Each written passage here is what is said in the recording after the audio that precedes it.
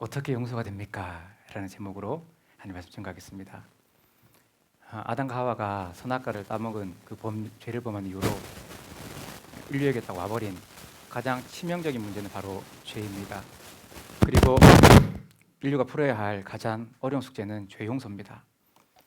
그러나 아담과 하와는 죄 용서를 구하지 않았습니다. 하나님이 선악과 따먹은 죄를 추궁했을 때에, 왜 이런 죄를 저질렀느냐 추궁했을 때에 아담은 어떻게 했습니까? 하나님이 주신 저 여자가 이걸 먹겠다고요. 이렇게 하나님이 문제이고 아내가 문제라고 그렇게 손가락질했습니다. 그러자 아내인 하와가 어떻게 응수합니까? 하나님, 제 잘못 아니고요. 저 뱀이 제가 유혹시켜갖고 나를 꼬셔서 그런 거라고요. 이렇게 자기 잘못을 인정하지 않고 또 하나님께 죄 용서를 구하지도 않았습니다. 또 남편에게 미안하다, 미안해 여보, 내가 실수했어요, 내가 깜빡 넘어갔어요, 그렇게 남편에게 죄 용서도 구하지 않았습니다. 이렇게 자기의 잘못을 인정하지 않은 아내를 봤던 그 아담의 상황을 한번 상상해 보십시오. 옆에서 듣고 있던 그 남편이 얼마나 기가 찼을까요? 저 여자가, 저 옆에 내가 하면서 절대 용서 못해, 이렇게 생각했을지도 모릅니다. 성도 여러분, 죄 용서 못하는 것이 비단 그들만의 이야기일까요? 오늘날도 여전히 인생의 가장 어려운 숙제는요, 죄 용서입니다. 원수가 자기 집안 식구라 하는 그 예수님 말씀처럼 가장 화목하고 행복해야 할 가정부터 용서하지 못함이 있고요. 또 너희는 한 몸이다 라고 가르쳐주는 그 성경 말씀처럼 한 피 받아 예수 그리스도의 피, 한 몸이는 형제여 친구들이여, 그렇게 해야 할 교회까지 용서하지 못함이 구석구석 꽉 차 있습니다. 그래서 우리는 어떻게 용서가 됩니까? 여기 느낌표. 용서할 수 없습니다. 마음은 꽉 닫고 살기도 합니다. 그러나 우리가 하나님께 해야 할 질문이 있습니다. 하나님, 어떻게 용서가 됩니까? 하고 느낌표로 어떻게 용서가 됩니까? 죄 용서 못합니다. 아니라 물음표로 하나님, 어떻게 해야 죄 용서가 됩니까? 하고 물어봐야 됩니다.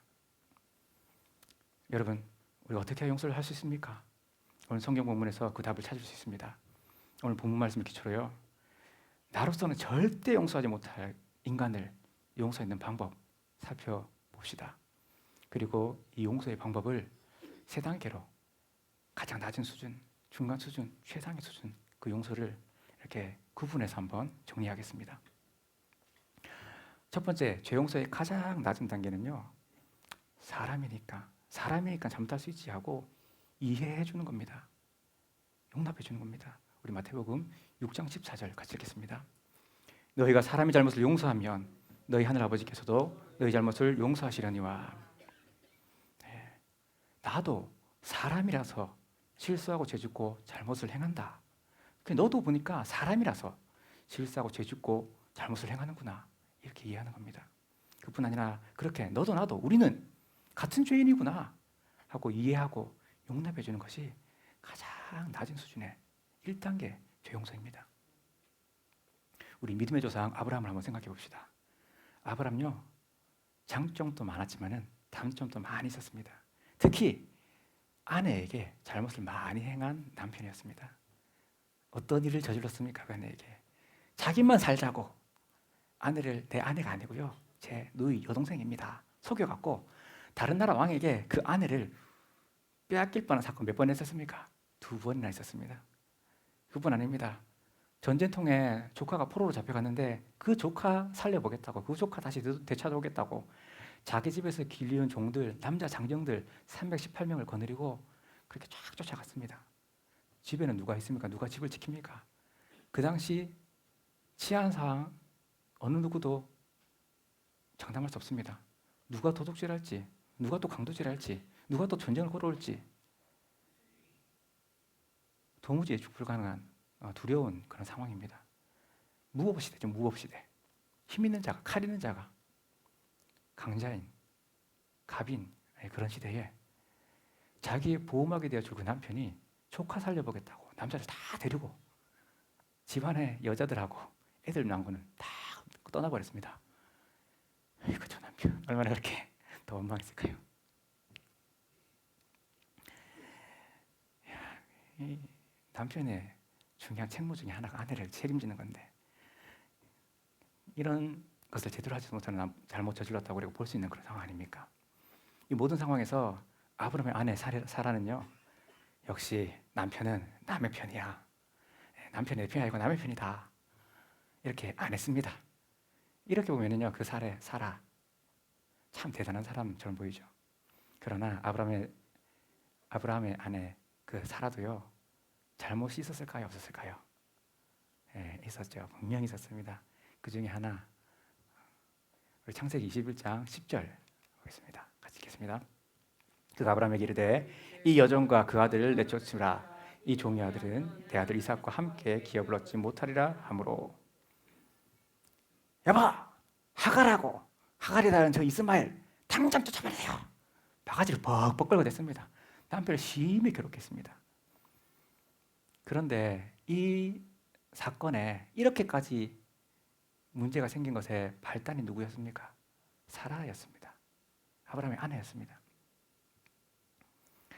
하갈이 이스마엘을 낳고 또 그러므로 기고만장하게 되고, 그리고 남편이 아내인 사라 자기보다 훨씬 나이가 젊은 여종, 아내의 여종이었던 그 하갈을 맨날 들락날락하고 자기는 소박맞고 있고, 이렇게 된 모든 사태의 원인은요 바로 사라에게 있었던 겁니다.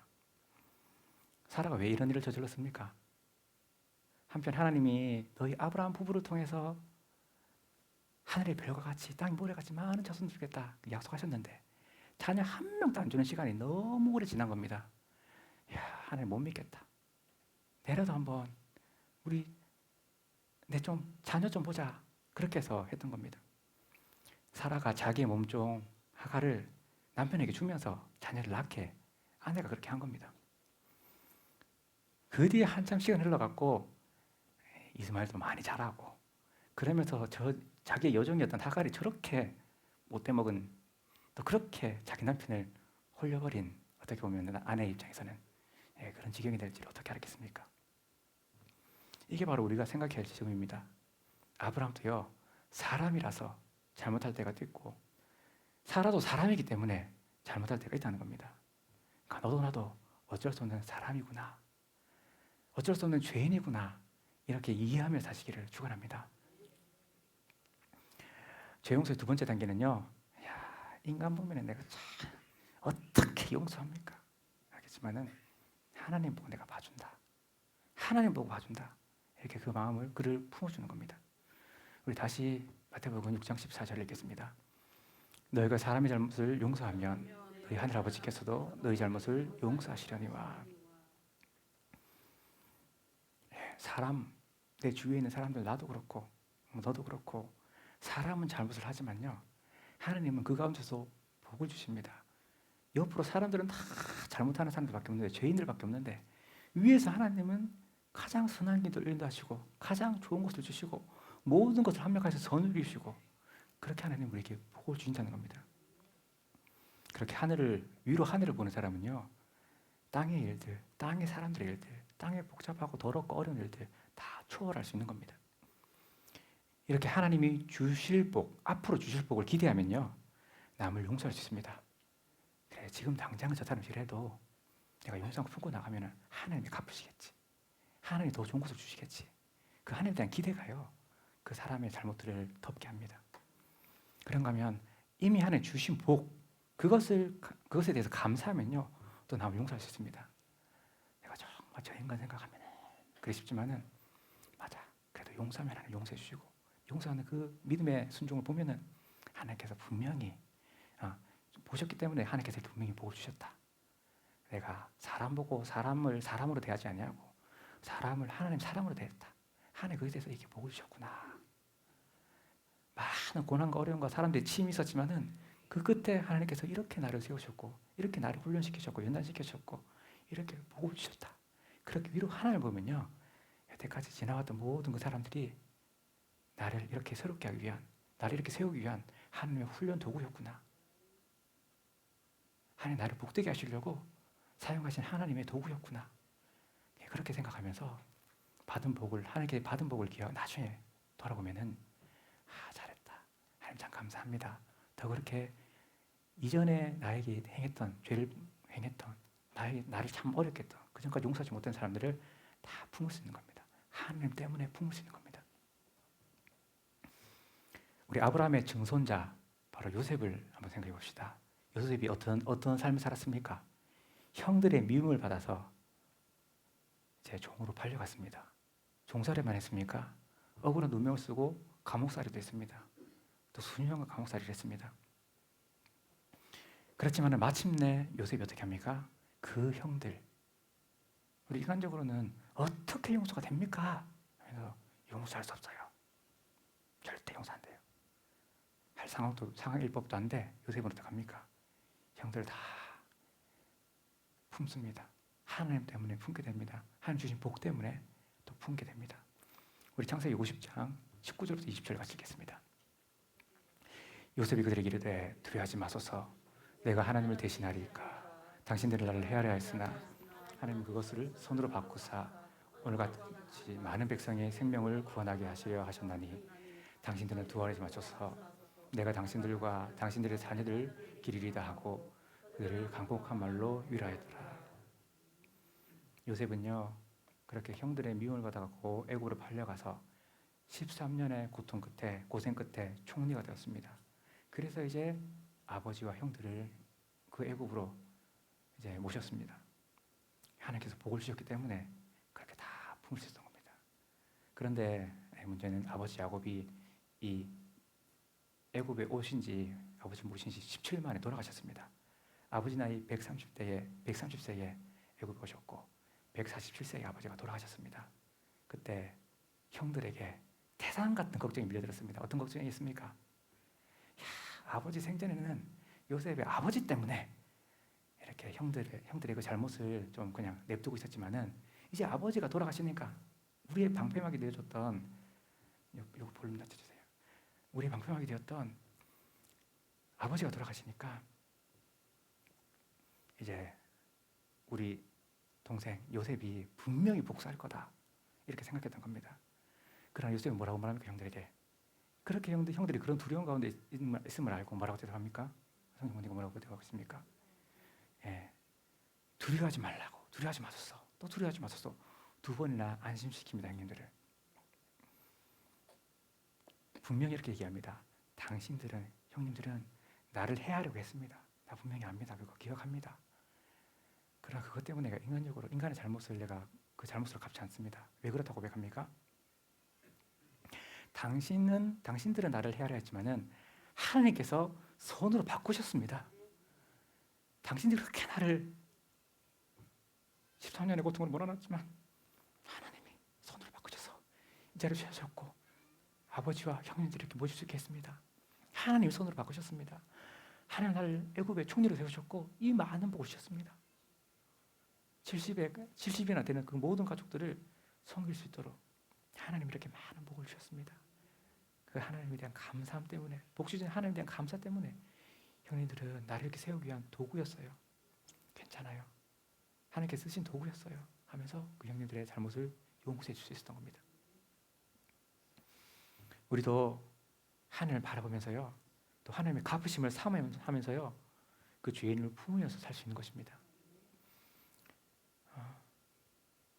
사람들 가운데에 불신 가문에 나는 예수 잘 믿고 자랐는데 이제 배우자 될 사람이 예수 안 믿는 사람에게 이렇게 시집을 갈 수 있습니다. 혹은 둘 다 불신자로 결혼했는데 중간에 예수 믿게 된 경우가 있습니다. 그때 어떻게 됩니까? 갈등이 또 일어나게 되죠. 내가 그렇게 안 믿는 집에 시집 갔더니 아니 불신자로서 서로 결혼했는데 내가 나중에 결혼 후에 예수 믿게 되었더니 시댁에서 그 전부터 하던 제사를 또 계속 강요합니다.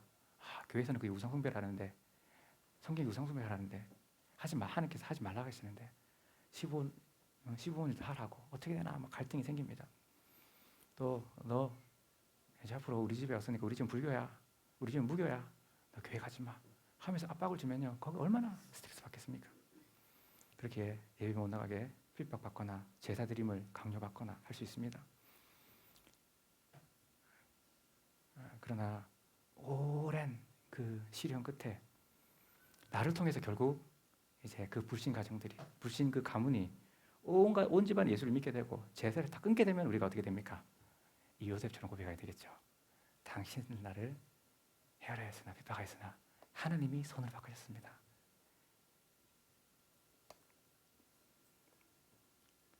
그리고 여태껏 우리 다음에 예수 믿게 된 다음에 이제 말할 수 있는데, 우리 어르신들은 또 우리 가족들은, 당신들은 진리를 몰라서 그러는 거라고, 진리에 대해서 무지해서 그런 거라고 그렇게 용서하며 품을 수 있게 되는 것입니다. 이렇게 항상 하늘에 계신 하나님을 인해서 사람을 용서하며 사시기를 축원합니다. 제 용서의 최고 단계는요, 그 무엇보다 하나님의 명령이니까, 절대 순종하라고 주신 단호한 명령이니까 순종하는 겁니다. 우리 14절 15절 또 읽겠습니다. 너희가 사람의 잘못을 용서하면 너희 하늘 아버지께서도 너희 잘못을 용서하시려니와 너희가 사람의 잘못을 용서하지 아니하면 너희 아버지께서도 너희 잘못을 용서하지 아니하시리라. 용서에 대한 하나님의 명령 엄중하고 단호합니다. 타협이 없습니다. 뭐 아니면 돕니다. 중간에 어중간하게 상황에 따라서 뭐 이렇게 할 수도 있고 저렇게 할 수도 아닙니다. 그냥 용서해라. 네가 용서하면 내가 용서해 줄게. 네가 용서 안 하면 나 용서 못한다. 이렇게 말씀합니다.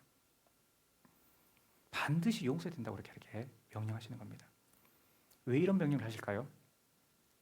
그것은 이미 우리가 하나님의 유일하신 아들 그 예수 그리스도를 통해서 재용서함을 받았기 때문에 그렇습니다. 내가 너를 그렇게 용서했는데 너는 왜 작은 거 용서 못하니? 우리는 이렇게 하나님으로부터요, 예수님을 통해서 1만 달란트의 죄를 탕감받은 죄인입니다.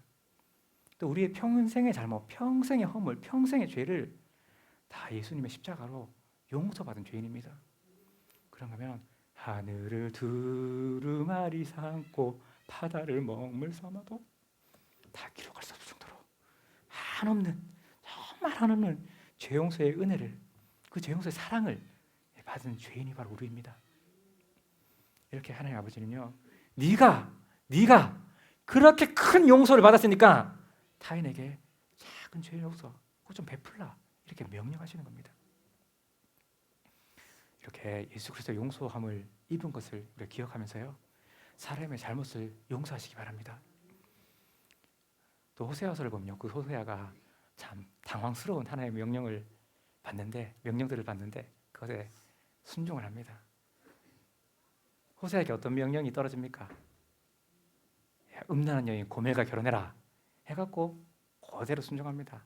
그리고 자녀를 셋을 낳았습니다. 그때 그 여자가 또 어떡합니까? 남편을 떠나버리고 다른 사람에게 넘어가고 도망가 버렸습니다. 그때 하나님이 또 명령을 내리십니다. 뭐라 명령합니까? 너로부터 도망간 그 아내 값을 치르고 다시 데리고 와라. 음녀가 된 고멜을 데리고 오라, 그렇게 합니다. 호세아 3장 1절부터 3절입니다. 같이 읽겠습니다.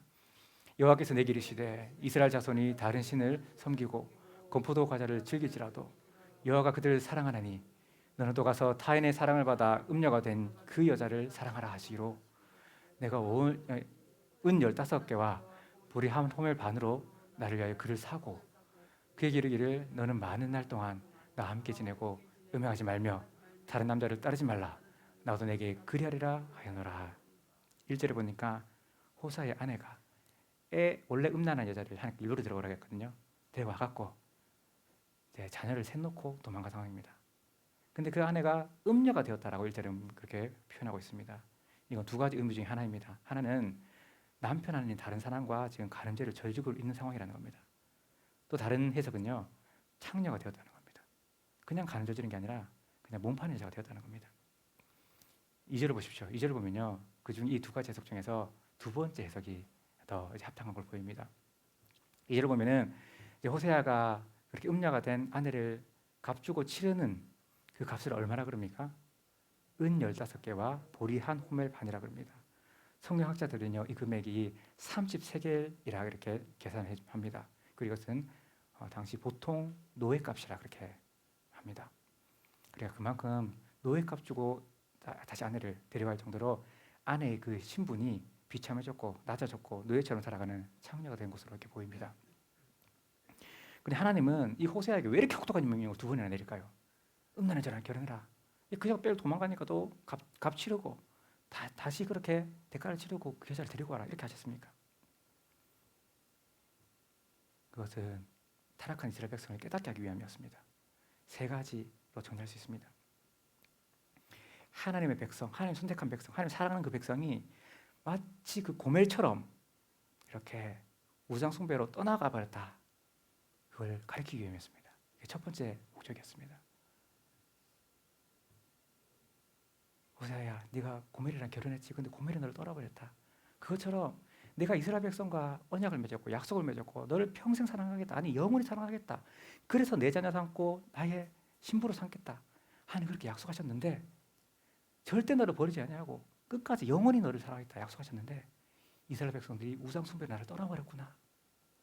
그걸 갖다가 호세아가 정말 절절하게 정말 그의 삶으로 나오는 그 울부짖음으로 백성들에게 자기가 아내가 떠나는 그 심정으로 이스라엘 백성들아, 네가 하나님께 너희들이 하나님께 간음 저지르고 있다고 우상 숭배의 죄를 저지르고 있다고 하나님 마음이 얼마나 아픈지 아냐고 그렇게 가르치려고 하나님이 그 고멜을 결혼하게 한 겁니다.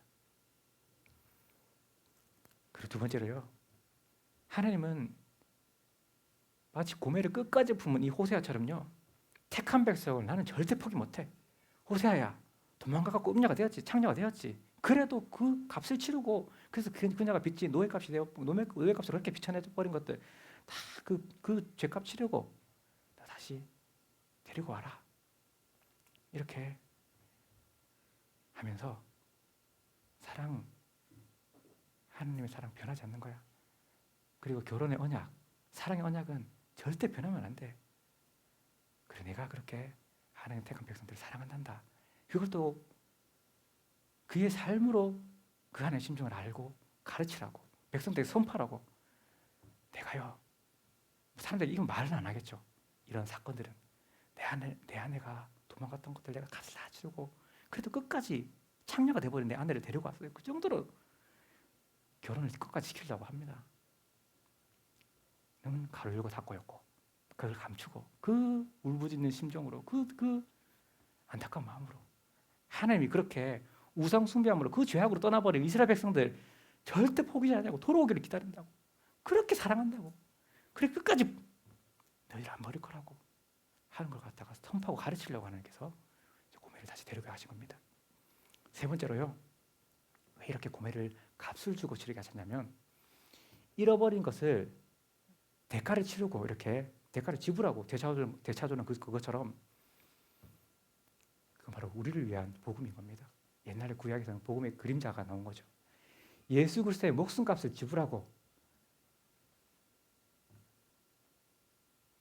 죄로 인해 죽을 수밖에 없는 죄인, 죄값을 어떻게 감당할 수 없는 죄인, 사단의 종이 되어버린 우상 숭배에 그냥 갇혀버린 그들을 자유케 하려고 다시 되돌으려고 값을 치르고 되돌아오게 하시려고 사단에게 보상하는 게 아닙니다. 우리가 지은 우리의 죄에 대해서 그 값을 고스란히 지불하고 데리고 오려고 하나님은 준비하셨다. 그게 바로 예수 그리스도다. 예수님이 그렇게 하셨다. 이걸 미리 알게 하시려고 또 그런 심정을 또 이스라엘에게 선포하시면서 호세아를 통해서도 그렇죠. 너희들 내가 잠시 너희 우상 숭배 때문에 너희를 징계하겠다. 그러나 그 징계가 끝이 아니라 그 뒤에 너에게 놀라운 복을 주고 회복을 주겠다. 그렇게 또 약속하시거든요. 이 모든 과정들 또 복음의 그런 그림자들을 그렇게 하나님께서 알려주시기 위해서 가르쳐주기 위해서 하나님께서 호세아에게 이런 참 희한하고도 너무 어렵고도 지키기 어렵고도 부담스러운 그런 명령을 내리신 겁니다.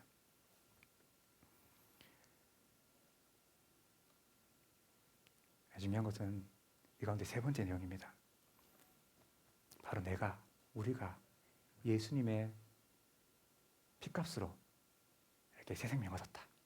예수님 피값으로 하나님의 신부로 이제 다시 회복되었다. 우리 이것을 믿으며 사는 것이 중요한 것입니다. 우리가 예수님에 대한 그 사랑, 예수님이 그렇게 나를 사랑하신다, 나의 죄값을 다 그 십자가에서 모든 고통을 다 감당하면서 물과 피를 다 쏟으면서 죽으시기까지 나를 사랑하셨다, 나를 사랑하고 계신다, 이렇게 예수 사랑으로 충만하면요, 하나님의 명령에 우리가 순종할 수 있는 것입니다. 어떤 권사님의 남편이 바람을 폈습니다. 한번 아내에게 들키고는 나는 다시 안 하겠다고 맹세를 했습니다. 그렇게 맹세를 받았지만은 또다시 그 권사님의 남편이 바람을 피다가 걸렸습니다. 이때 남편이 어떻게 반응했을까요? 뻔뻔하게 여보 이혼합시다, 이제 나 저 여자가 더 좋아요. 그렇게 이혼을 요구했습니다.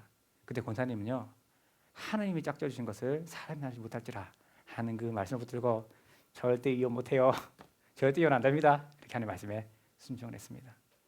그리고 그 뒤가 더 희한한데, 그러면서 마음고 깡통한 내가 어떻게 용서가 됩니까? 이게 아니라 하나님 어떻게 저 남편을 용서되겠습니까?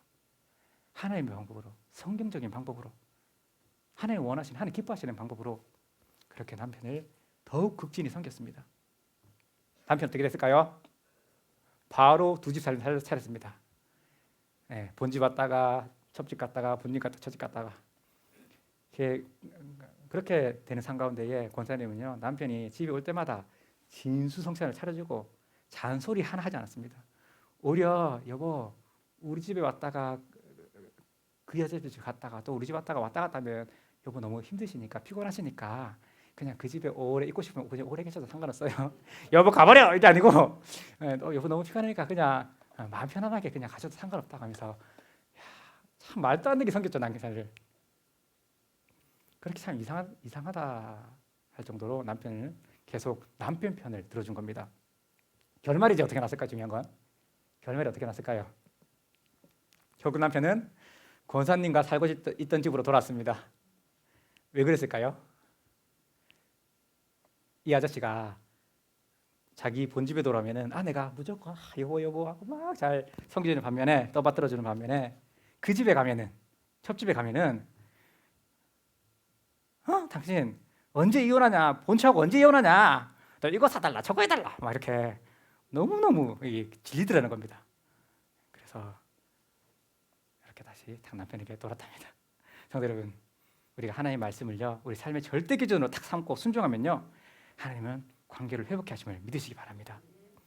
언제나 예수님의 사랑, 하나님의 명령에 대해서 절대 순종으로 사시기를 축원합니다. 제가 지난 여름 40일 금식 기도할 때에 하나님 주신 3가지 명령 같이 나누고 마무리하려고 합니다. 먼저 가정을 설명드리면요, 처음 3일은 몇 번 말씀드린 것처럼 너무 배고프고 지쳤습니다. 하루에 잠을 12시간 이상씩 푹 잤습니다. 너무 배고프고 지쳐갖고 좀 일어나면 허기지고 배고프다 또 자고, 그렇게 거의 하루의 반 이상을 잠으로 때우면서 그렇게 겨우겨우 버텼습니다. 근데 희한하게도요, 4일째부터 33일 때까지 하나도 배 안 고프고, 원래 사람들이 그래갖고 그거 때문에 이제 물단시라 그래가 그래 다이어트 하는 사람 있습니다. 근데 하지 마세요. 네. 그거는 그때 말씀드렸죠. 3일째까지 그 전에 먹던 걸로 영양소를 만들어갖고 이렇게 힘이 나는 거고, 그래서 배고픔이 더 땡기는 거고. 근데 4일째부터는 우리 생체 몸 자체가 완전히 이제 생존 모드로 변하면서 이제 몸에 있는 세포에 들어있는 지방하고 단백질하고 같이 빠집니다. 그걸 갖다가 이제 몸에서 분해해갖고 그걸 또 이제 3분의 1로 이제 힘과 그런 모든 대사를 줄이면서 그렇게 생존 모드로 들어갑니다. 그러니까 배가 하나도 안 고픈 거예요. 한편 지방 빠지는 건 좋은데 동시에 단백질이 빠지면 근육이 빠져버립니다. 힘이 하나도 없습니다.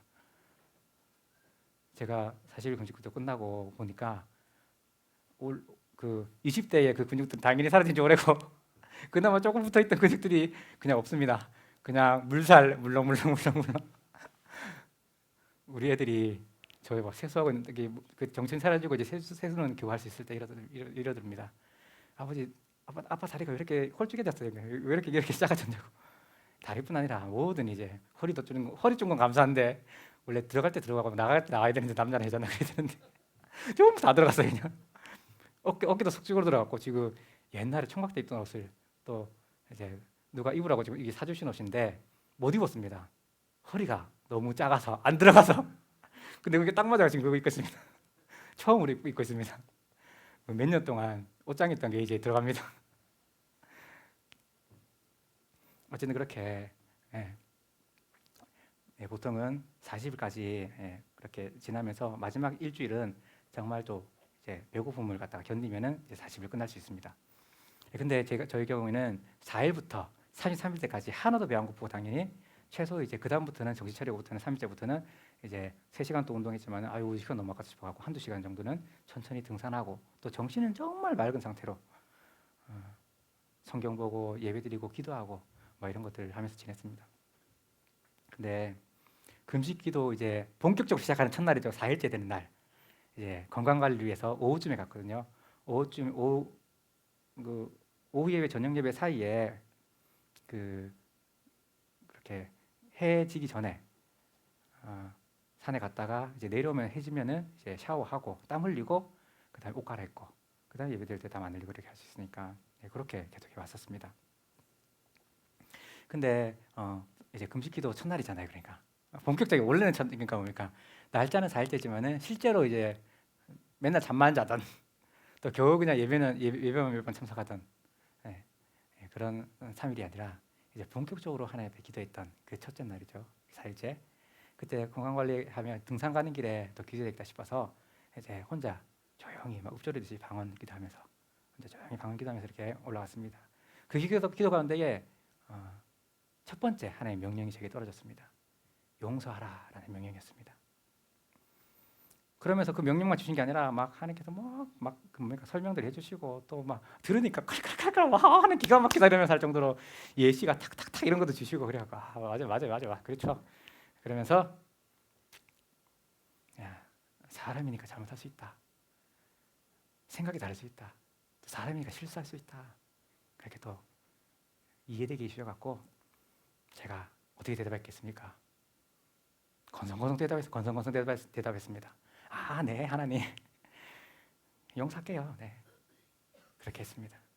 근데 이제 숙소로 돌아왔습니다. 그렇게 운동을 하고 이제 성경을 이제 또 읽으려고 폈는데 오늘 뭐 볼까 하다가 마태복음 지금 또 돌아오면은 또 지금 이제 지난 것 금식기도 전 거부터 이제 계속 이제 연달하고 있잖아요, 강해들교. 그래서 근데 또 우리 원로 목사님 얼마나 정확하신지 예, 잘하면 잘한다 칭찬도 하시지만은 요한복음 때는 참 좋았는데 마태복음은 요즘 설교 영 별로던데 예, 이렇게 얼마나 정직하게 그렇게 평가해 주시는지 마태복음을 다시 내가 요한복음 준비할 때나 마태복음 준비할 때나 똑같이 내가 그렇게 수십 권의 책을 읽고 뭐 또 어떤 설교는 뭐 수십 번의 설교를 듣고 다른 사람 설교를 듣고 따라한 건 없습니다. 몇 가지 정말 모래 아래 그러니까 진주 찾듯이 그냥 뭐 저런 분들 이렇게 인사이트가 있구나 이런 이제 뭐 차관들이 있구나 뭐 그런 것 정도 하고 저는 또 다 기도로 녹여내고 기도하는 것들도 주시고 정리하게 해주시고 그렇게 해서 항상 해왔거든요. 제 입장에서는 수요 기도에 아니면 그 요한복음 강해나 마태복음 강해나 똑같이 열심히 했는데 우리 원로 목사님 그렇게 항상 그 불꽃 같은 눈동자로 그렇게 정확하게 이렇게 평가해 주시니까 아이고 다시 마태복음 다시 읽어야 되겠다 싶어 1장부터 쭉 읽어 나갔습니다. 근데 그래서 뭐 별 생각 없이 아유 마태복음 강해 위해서 좀 준비해야 되겠다. 다시 그냥 처음부터 쭉 읽어가는데 주기도문 강했던 이 말씀이 턱 부담으로 다가오는 거예요. 어떤 말씀인지 같이 읽어보겠습니다. 예, 마태복음 6장 12절.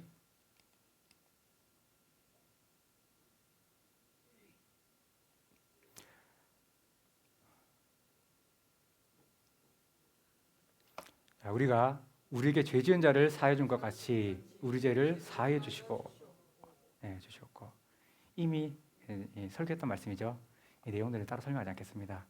혹시 까먹었거나 듣고 싶으시면 이제 유튜브에 보시면 있죠. 그래 다시 보시면 되겠고 그리고 그거 읽고 그것도 참 부담됐는데 기도할 때마다 하나님 용서해 주세요만 기도하는 것이 아니라 내가 다른 사람한테 용서해 주니까 기도해요. 이건 분명히 그 전제가 네가 예수님께 그렇게 큰 죄를 모든 평생의 죄를 다 탕감받았는데 이거 하나 용서 못하니 이걸 기억하게 하시려고 이 주기도문에 항상 기도하게 하셨거든요.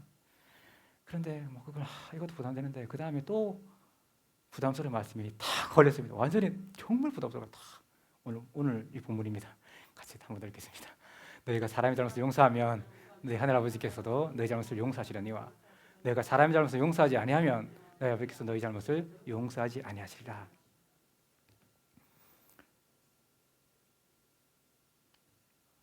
탁 이거 읽으니까 두 번째로 부담이 턱 걸리면서 야, 그거 참 희한하네 하고 그냥 이것도 대수롭지 않게 그냥 탁 지나갔습니다. 이때는 몸도 튼튼 마음도 튼튼 정신도 말짱 이렇게 하니까 아이고 하나님 이러면서 그냥 진짜 좀 내가 때로는 하나님께 막 따지면서 기도하기도 하고 그냥 까불까불하면 기도하기도 하고 때로는 진지하게 하기도 하지만은 상태가 좋을 때는 또 저도 인간인지라 그냥 또 아이와 같은 그런 이제 장난꾸러기 마음이 참 들기도 하고 뭐 그렇게 하거든요. 그랬었습니다. 근데 이제 금식기도 38일째 되는 날 이제 두 번째 하나님의 명령이 떨어졌습니다. 임했습니다. 저에게 왔습니다. 바로 회개하라는 명령이 있습니다. 이 명령은요 그 전까지 33일까지는 아주 멀쩡했다 그랬잖아요. 근데 그 뒤에 어떻게 했습니까? 그 일주일을 물을 다 토하고 6일째는 그래도 조금 물을 바꿨던 조금 낫다가 본격적으로 이제 5일 전부터 이렇게 뭐니까 5, 4, 3, 2, 1 마지막 이 5일을 갖다가 정말 이제 고생했다 그랬잖아요. 이 명령 아주 심각한 상황에서 임했습니다. 특별히 월요일부터 금요일 이제 금요일날 끝나고 토요일 왔죠. 네. 월요일에서 금요일까지 5일 내내 물만 마시면 금방 토하고 혹은 물 조금 더 마시고 막 이렇게 위장 딱 여기 있는 걸 갖다가 더욱더 절실히 깨달으면서 이렇게 붙잡고 또 기도하고 그때는 대부분 막 이렇게 한번 좀 한번 뭐 1분이라도 걸어 나갔다가 또 이렇게 앉아서 막 그렇게 기도하면서 20분 정도 기도하다가 그다음에 이제 좀 괜찮아요. 또 화장실을 바로 찾아가 또 물만 나오는 물밖에 안 먹으니까 물만 나오는 소금도 조금 먹었습니다. 한 번씩 눈금 한 곳씩 매일 그래야지 이제 최소한 이제 몸의 대사가 이제 운영이 되니까 그렇게 계속 마시는 물 전부 다 들어있습니다. 먹는 게 물과 약간의 소금 전부였는데 보통 어떻게 의학적인 상식이 어떻냐면은 3일 동안 물조차 안 먹으면 죽는다 그럽니다. 그리고 아무리 길어도 아무리 버텨도 물까지 안 먹고 일주일 지나면 사람 죽는다. 그러니까 보통 3일에서 일주일까지 아무리 악발해도 일주일까지 아무리 상태 좋아도 일주일은 못 견디고 물을 안 먹으면 죽는다. 여기 떠올랐습니다. 그래서 뭐 저도 살라면 어쩔 수 없죠. 뭐 마신 물을 전부 소해도 생전을 위해서 또 물 한 컵 마시고 또 하고 또 마시고 살려고 그냥 그렇게 막 반복하는 사이에 탈수 증상이 이제 나타났습니다. 일어서기만 해도 이제 어쩌라고 그냥 막 이렇게 뭐 하여튼 명령도 그렇게 되고 그때부터 사물이 두 개로 보였습니다. 막 이렇게 막 눈도 그렇게 보였습니다. 이렇게 월요일, 화요일, 수요일이 지나면서 이제는 예배를 드릴 수가 없게 된 거예요. 예배드리러 못 가겠는 거예요. 아예 몸이 안 움직이니까.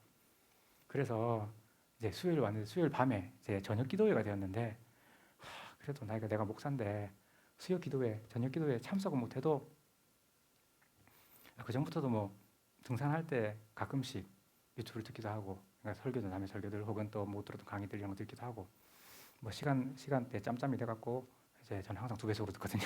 이렇게 빨리 막 듣고 참 좋네 이렇게 하면서 뭐 그렇게 하기도 하고 그랬는데 어쨌든 그날 이제 수요일 밤 같은 경우에 이제 가지 못하는 거예요. 그래서 또 거기는 또 유튜브 생중계를 계속 하니까 실시간 중계를 매 예배 때마다 하니까 머리맡에 핸드폰 켜놓고 그렇게 수요 예배 그대로 중계되는 거 딱 들으면서라도 예배 드려야 되겠다. 그래 누워있는 채로 그렇게 듣고 있었습니다.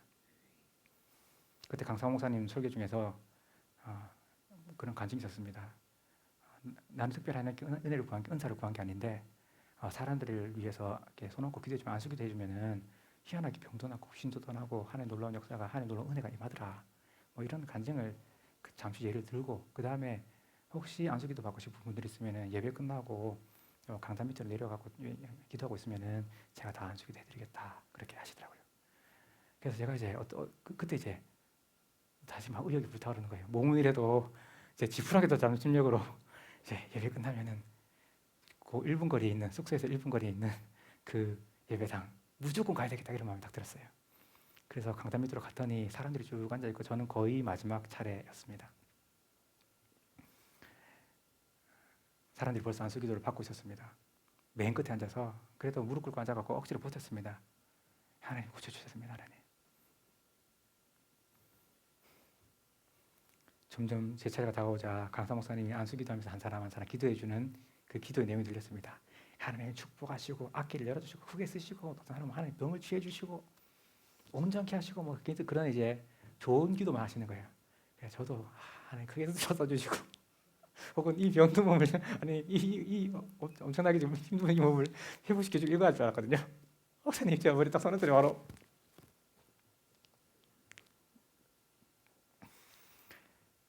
다른 사람 완전 반대였습니다. 회개하게 하소서. 그래서 제가 또 마음속으로 하나님 따졌습니다. 따지는 못하고 지금 몸이 너무 안 좋으니까 하나님께 더 낮아진 심령으로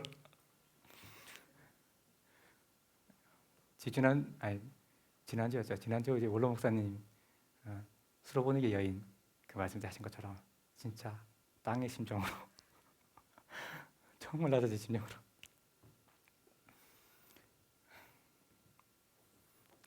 이렇게 하나님께 기도했습니다. 하나님께 이제 이렇게 물어봤습니다. 하나님, 제가 도대체 무슨 죄를 회개됩니까? 대답이 없습니다. 그럼 하나님, 제가 탐욕을 회개됩니까? 대답이 없습니다. 음란을 회개됩니까? 대답이 없습니다. 교만을 회개되겠습니까? 대답이 없습니다. 다 아니라는 거죠.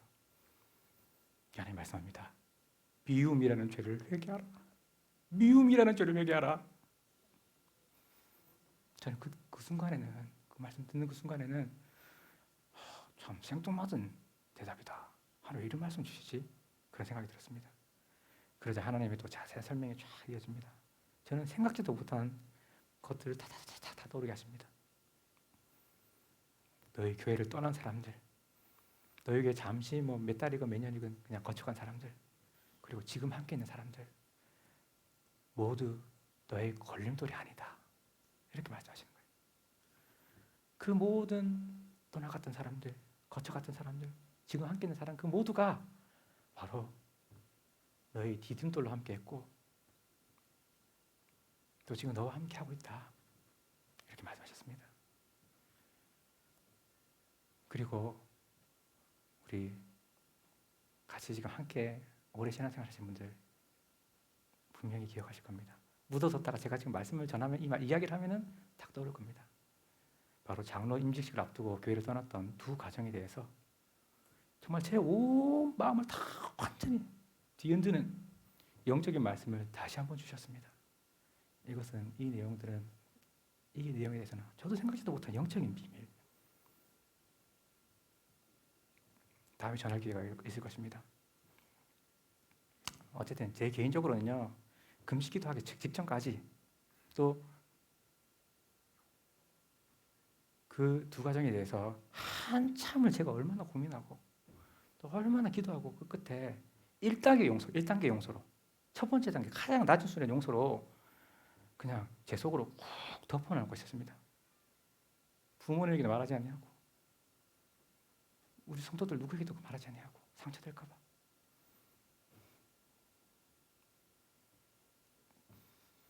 사람이니까 잘못할 수 있지 하는 그 용서로 제가 그냥 딱 저도 누가 표현한 것처럼 설거지물 더러운 거 그냥 놔두면 그냥 가라는 것처럼 맞아 사람이니까 잘못할 수 있어 하고 그냥 이렇게 두고 있었습니다.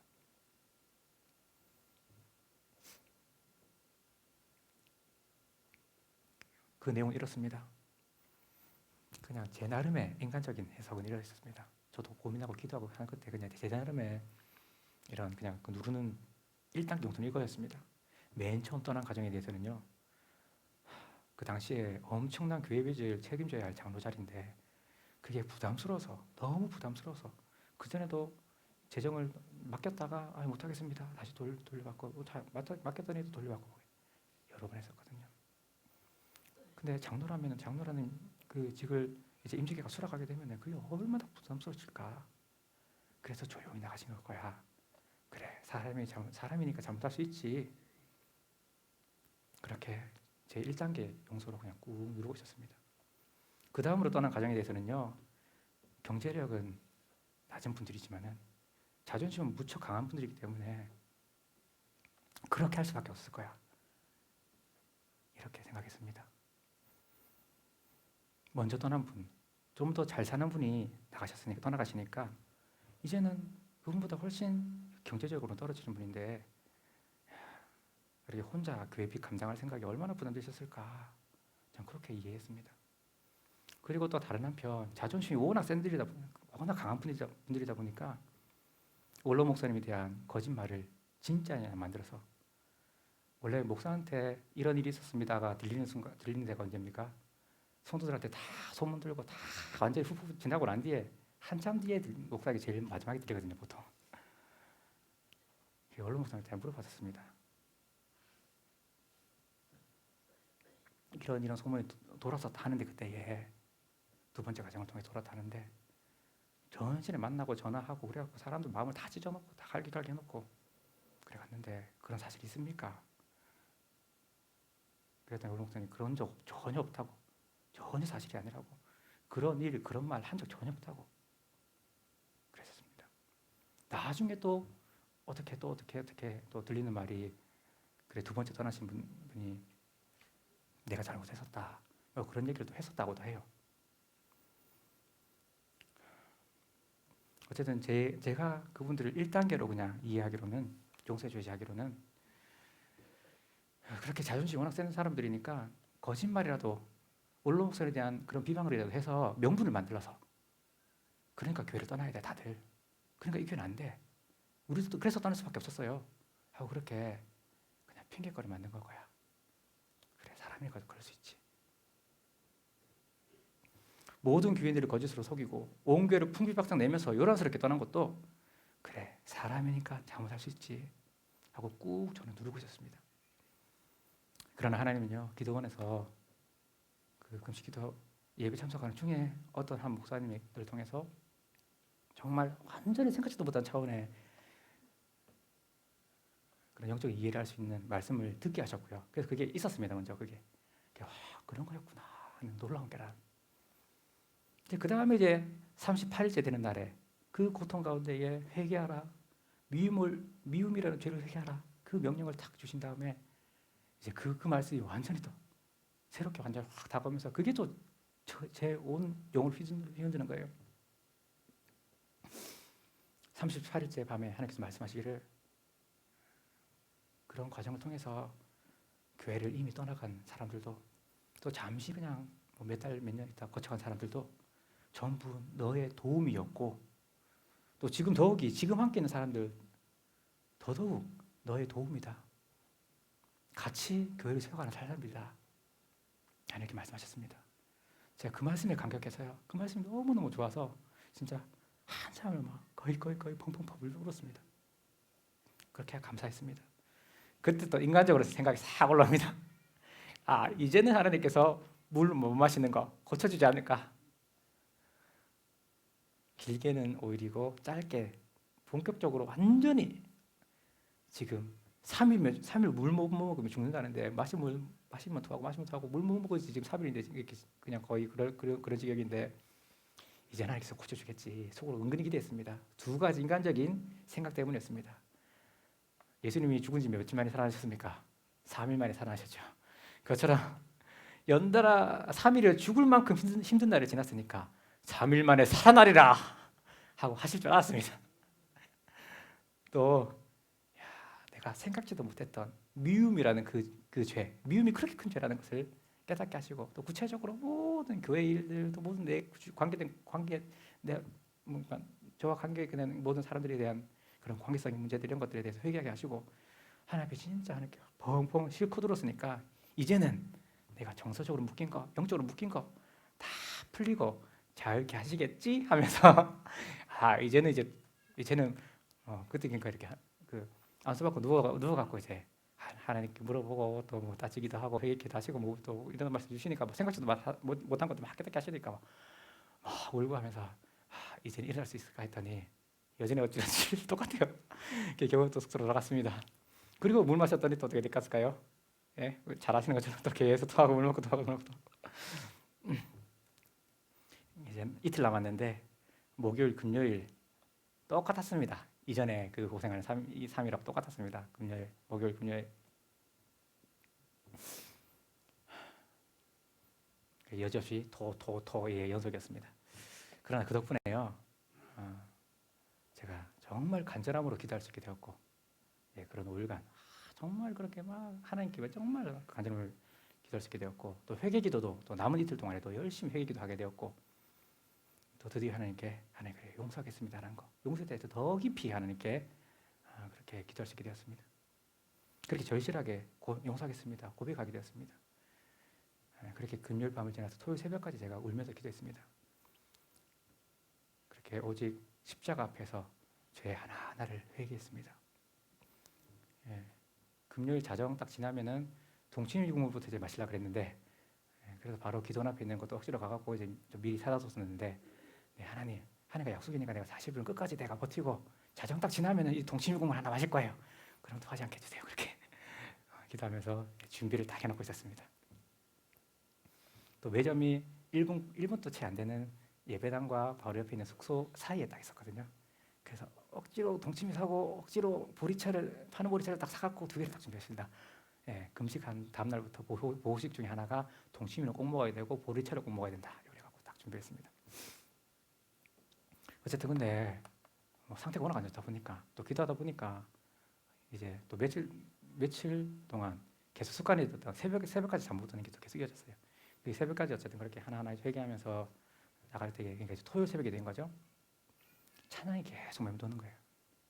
십자가 밑에 나가 제 짐을 풀었네, 내 짐을 풀었네. 그 앞에서 그 찬양이 계속 들리면서 그래서 끝까지 계속 하나님께 회개하면서 십자가 밑에 나가서 주님 다 용서하겠습니다. 맞아요. 하나님, 예수 그리스도의 그 십자가 용서가 더 큰데 내가 이거 하나 용서 못합니까? 이런 모든 것들 다 용서하겠습니다. 내가 죄인입니다 하고 이렇게 자잘하게 그렇게 했습니다. 그리고 마지막으로 하나님의 명령이 딱 떨어졌습니다. 화목하라, 화목하라. 네, 말씀 뵙겠습니다. 우리가 남의 잘못 용서하기 정말 오랜 기간 걸립니다. 저도 그 수요일 밤에 그걸로 끝나겠지 싶었는데 그게 아니었고, 이틀 더 정말 고생하면서 회개케 하시더라고요. 근데 그 뒤에도 또 회개케 하시고, 새벽 기도에서 또 회개케 하시고, 예, 또 감사케 하신 것도 있고, 뭐 여러 가지 그렇게 계속 또 그런 과정들이더라고요. 남의 잘못 용서하기 정말 그냥 며칠 만에, 몇 달 만에, 몇 년 만에 안 됩니다.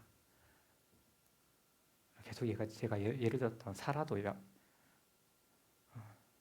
요셉도 호세아도요, 남용서가 1, 2년 만에 그냥 된 게 아니었습니다. 우리 하늘빛교회 세워진 지 19년이 지났고요. 제가 중간에 서울에서 사역하고 또 경기도 광명에서 사역하고 이렇게 그 사역했던 3년을 빼면요, 저도 우리 지금 오래 계신 성도들, 제일 오래 계신 분들과는 지금 16년 동안 참 많은 일들이 있었습니다. 근데요, 이제가 다시 시작입니다. 앞으로 가야 할 길 계속 더 남아 있습니다. 하나님 저에게 이 말씀을 주셨고요. 길게는, 짧게는 40일 동안 이거 하다가 정말 드라마틱하게, 저는 생각지도 못하게 이렇게 이런 과정을 통해서 용서하라, 회개하라, 화목하라 해주셨습니다.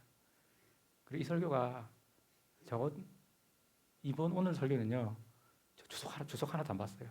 평소에 주석 몇십 건씩 다 보거든요. 다른 학자들 어떻게 분석할까, 또 목회자들 어떻게 할까, 설교 좀 잠깐 그냥 몇 개, 뭐 10개, 20개 볼 때도 있지만은 그냥 그건 참고용이고, 뭐 몇십 분 볼 때도 있고, 중요한 설교들은. 근데 이번에는 그런 거 하나도 안 봤고요. 40일 동안 저에게 오롯이 주신 말씀입니다. 그리고 길게는 제 42년의 인생들 살아왔던, 하나님과의 동행했던, 하나님 은혜를 받았던 그 모든 것이 녹아가고 오늘 설교가 나온 겁니다. 근데 저에게도 마찬가지고 우리 성도님에게도 마찬가지고 이제 앞으로 가야 할 일 더 남았음을 기억하시기 바랍니다. 오늘 말씀 그냥 괜찮네, 그냥 좀 이런 것도 있었네, 저렇게 이해할 수도 있구나, 그게 아니라 하나님 우리에게 주신 말씀입니다. 용서하라, 회개하라, 화목하라. 여기 순종하면은 하나님께서 회복을 주실 것을 믿습니다. 네, 이렇게 하나님의 회복을 우리가 경험해가는 교회가 되기를 주님으로 축원합니다.